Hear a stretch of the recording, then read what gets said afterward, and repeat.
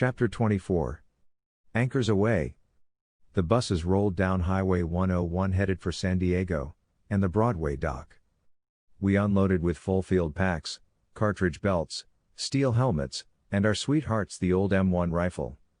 For several hours the buses made round trips to and from Pendleton, carrying a load chunk of its population down Highway 101 to the Broadway dock. Troops were strung out along the pier in platoon formations. The huge transport ship that was parked alongside the pier loomed high above us. The lettering on the ship proclaimed that she was the General G.M. Randall, one of the many troop transports that had been transporting Marines from Pendleton to Korea. We were in the 6th replacement draft. 5 shiploads of Marines had preceded us during the first 7 months of the war, and many more would follow in the months to come. There were no ships in Missouri, and this was the first one that I had seen up close, and it was much bigger than I had ever imagined they would be. Soon the troops began walking up a short gangplank and entered through an opening in the side of the ship where a couple of Marines stood counting heads to make sure that no one got lost on the trip down from Pendleton. If they had given some of those packs a whack with a stick, there would have been a lot of broken whiskey bottles. The favorite stowaway item was canned sardines. Most everyone had several cans, including myself. While we were waiting our turn to come aboard, I noticed that there was a payphone that hung on the side of a warehouse a few feet from where we were. Several of the boys were in line hoping to make one last call home. Perhaps their last ever.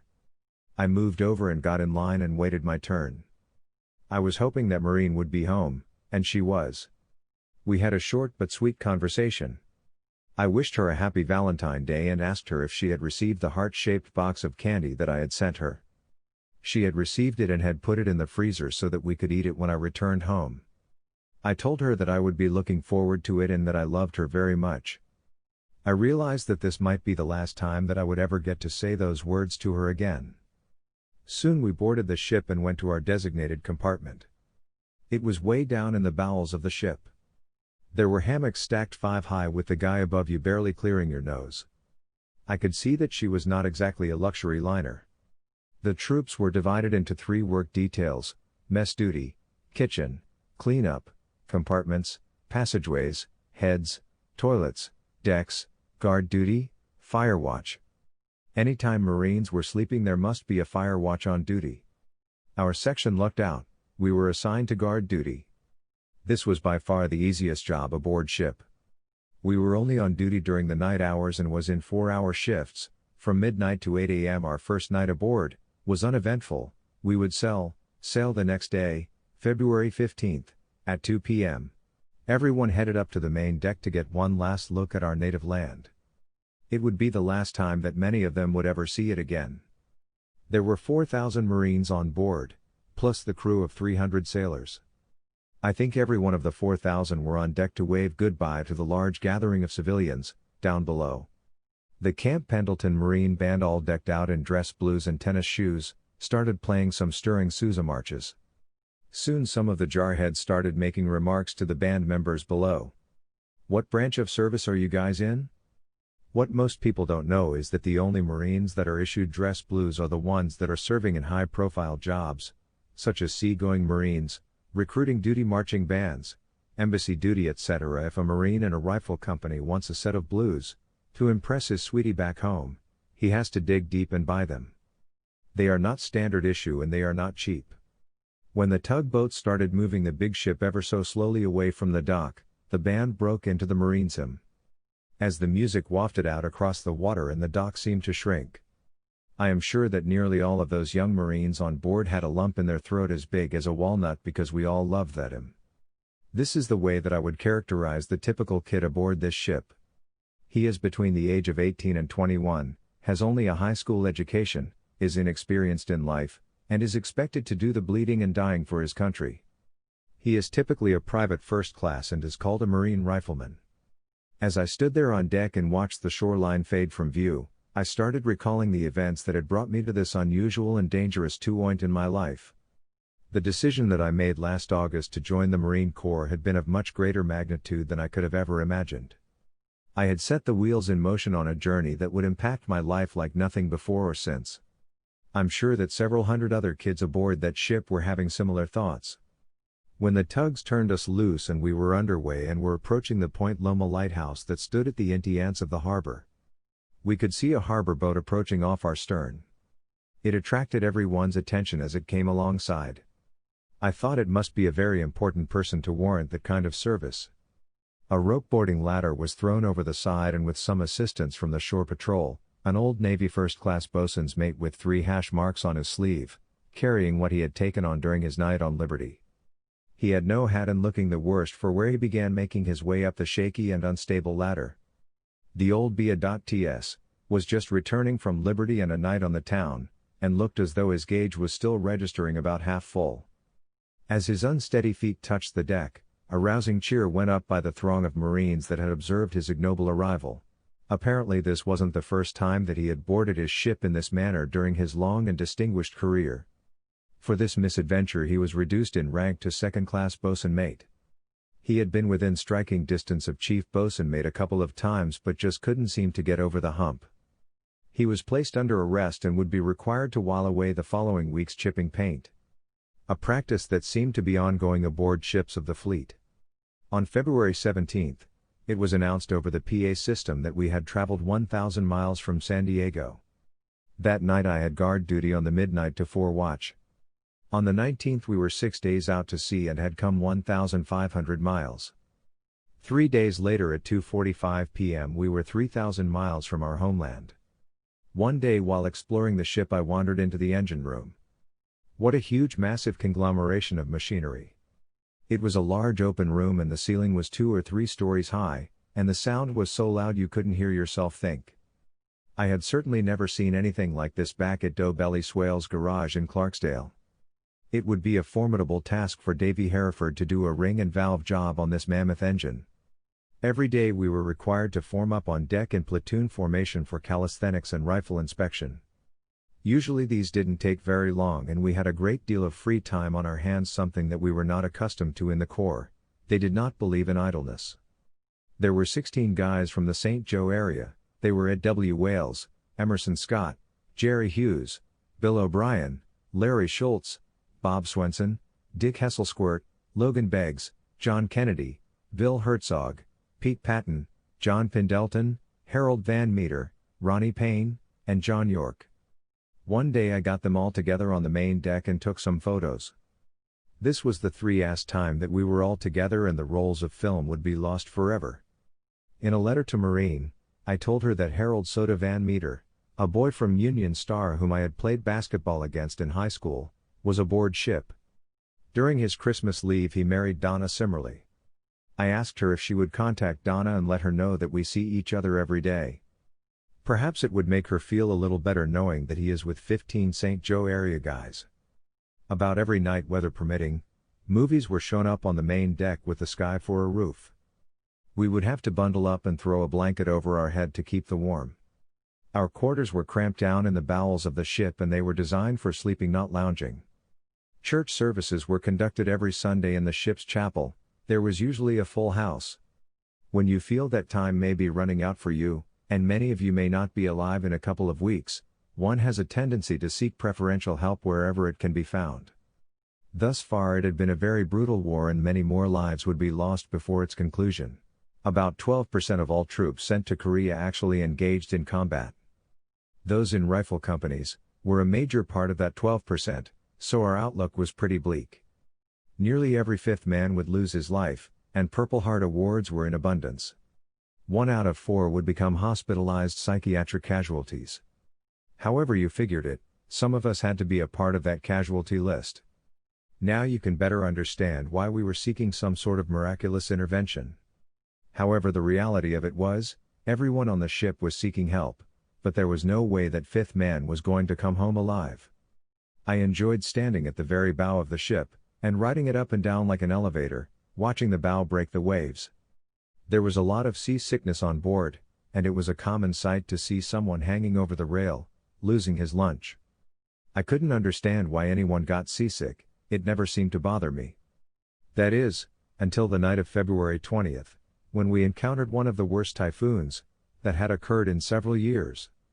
It was a sight to behold. The waves were 50 feet high, and it was blowing so hard that it rained sideways. No one was allowed out on the main deck, although I don't think anyone would have been out there anyway. I was standing fire watch from midnight to 4 a.m., in the area where we were billeted. It was the lowest compartment on the ship, and was way below the water line. The ventilators were not working very well, and the air was pretty stale, this far down in the ship. I was doing all right, even with the deck pitching and rolling. The thick steel-plated bulkheads, walls, were bowing and popping from the force of the waves crashing into them, and I was getting concerned that the seams would split apart, and the ocean would come pouring in, and we would be drowned like rats, before we ever got to combat. As we rode over the huge waves, the bow would dive down into the trough, and the stern would rise up out of the sea, and the props would run free for an instant, and when they re-entered the water, the entire ship would tremble and vibrate. It felt as though King Neptune had grabbed the ship and gave it a good shaking. For a landlubber from Missouri, this was pretty scary stuff. Then it hit me. My bulls went into a uproar, and I made a run for the ladder, stairs, leading up to the head. I barely made it, and now I understood why the others had been seasick.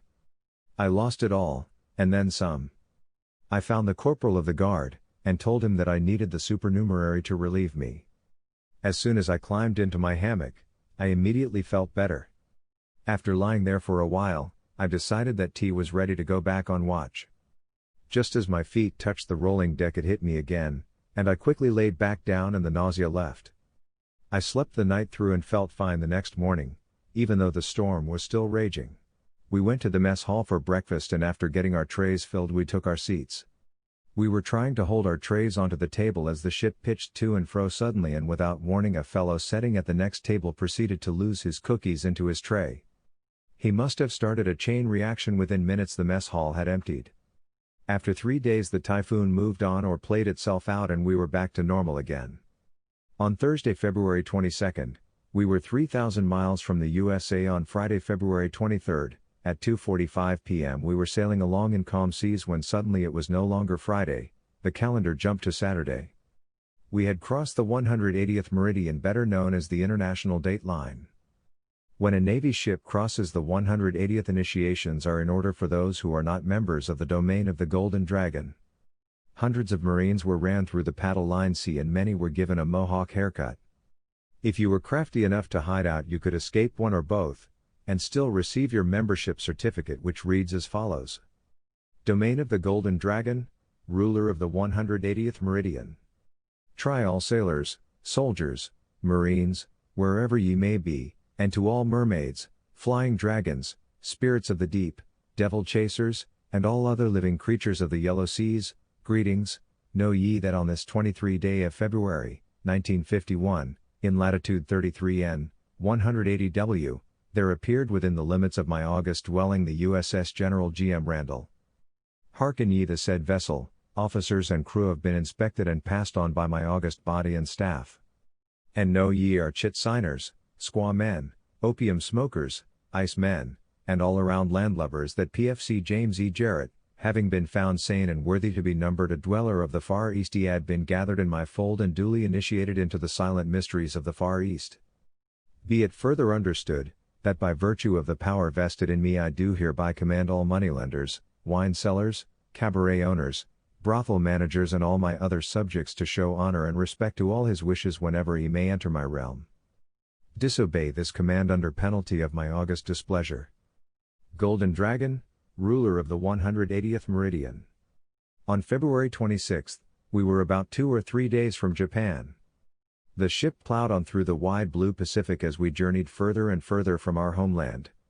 When you walked through a passageway, it wasn't at all uncommon to find a group kneeling on the deck shooting craps or playing poker. We weren't supposed to have any currency with us, and where we were going it wouldn't be needed anyway.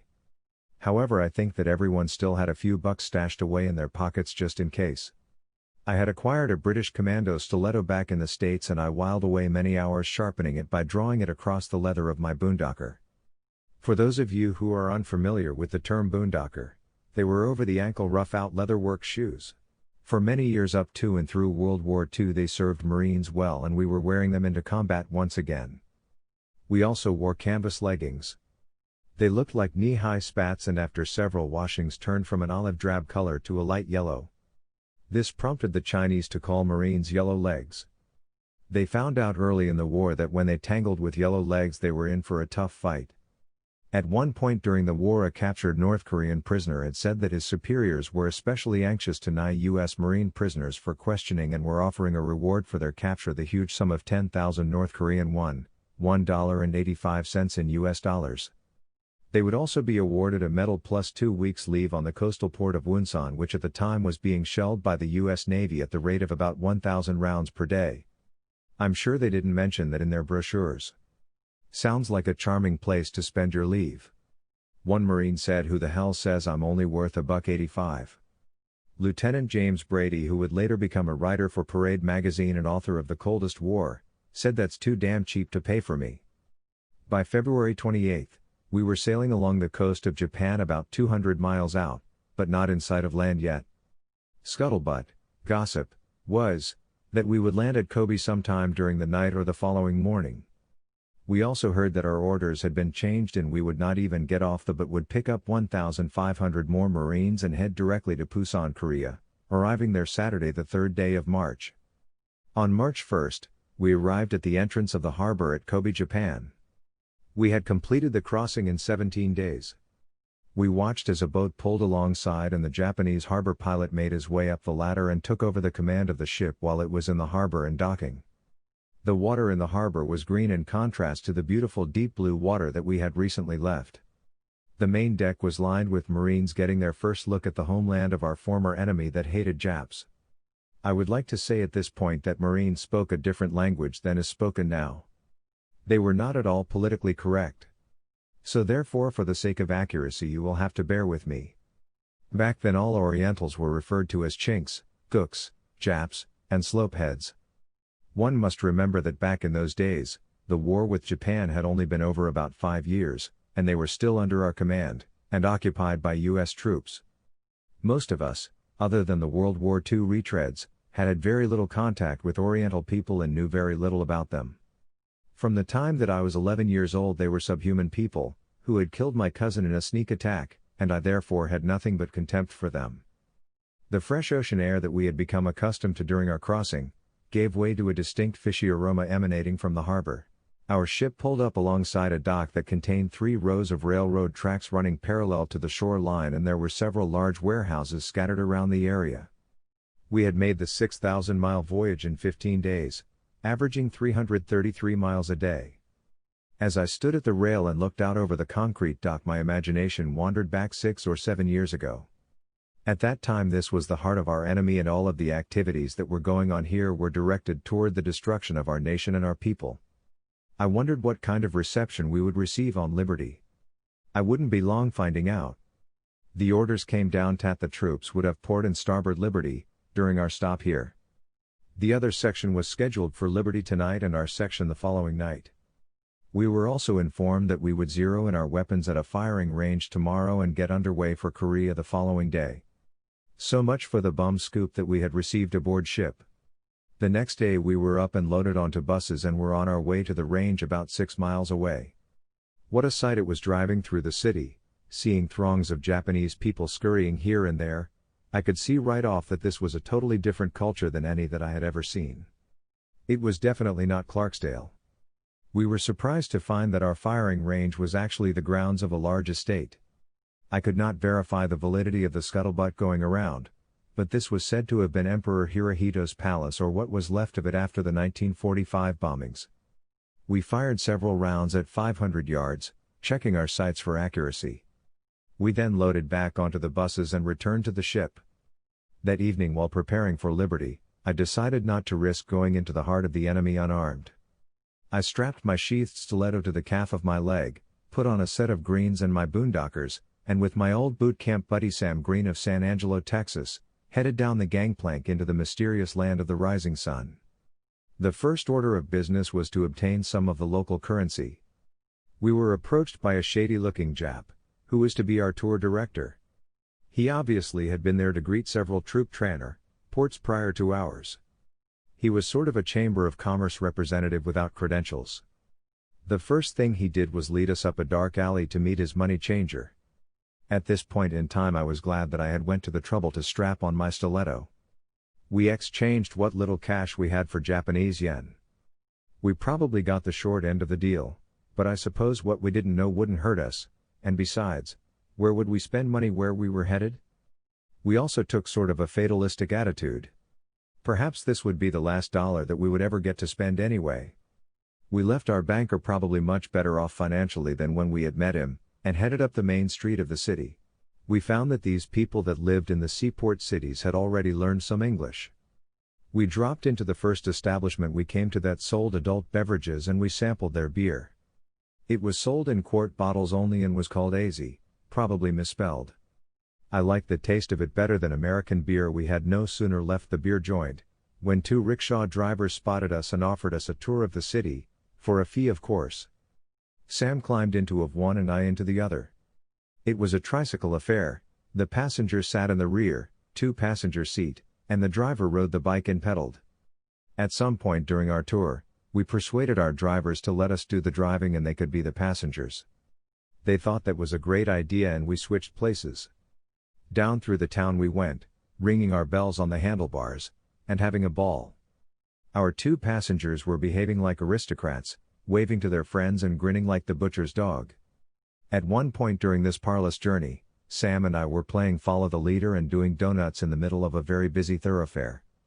We had traffic tied up, including a couple of trolley cars. One of us happened to check the time and it was 10 minutes to midnight and Liberty was up at midnight, so all good things have to end. We made a beeline for the ship, still in the driver's seat ringing our bells loud enough to wake the dead. We quickly settled up with our tour guides and hurried up the gangplank just in the nick of time. The next day we stood on deck and watched a long line of army troops, mostly Negroes, filling up the gangplank, carrying their duffel bags. I don't know what their destination was.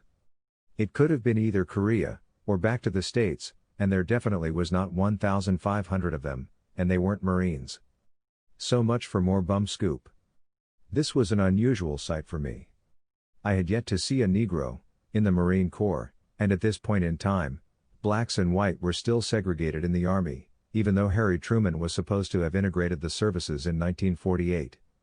Our mail caught up with us here, and I received letters from my sweetie, and Mom, and Suzanne and Jerry. One of the guys had been up at headquarters aboard ship and had seen our orders. Me and 5 others were supposed to be assigned to the 1st Marine Regiment, and all the others to the 5th Marines. This didn't sound right, but we would see. I had to get a couple of hours sleep before going on guard duty at midnight. The following day, Saturday, March 3rd, we were issued our ammunition. I mentioned to Herc that it would probably have been a better idea and a lot safer, if we could have postponed it for about 75 years. He readily concurred. The next morning the ship's horn blew and we started moving away from yet another dock on the final leg of our journey. Since I left home, following my leave, everything that I observed or experienced was with a feeling that I may never see it again, and I'm sure that I wasn't alone with these thoughts. Before me, hundreds of thousands of young men had been sent off to other wars, and I'm sure they had experienced these same thoughts. On March the 5th land appeared on the horizon. And after 6 months of training and preparation, we had nearly reached our destination. It was a gloomy, misty, overcast day, and the Korean shoreline looked ominous and foreboding. Shoreline looked ominous and foreboding. Shoreline looked ominous and foreboding. Shoreline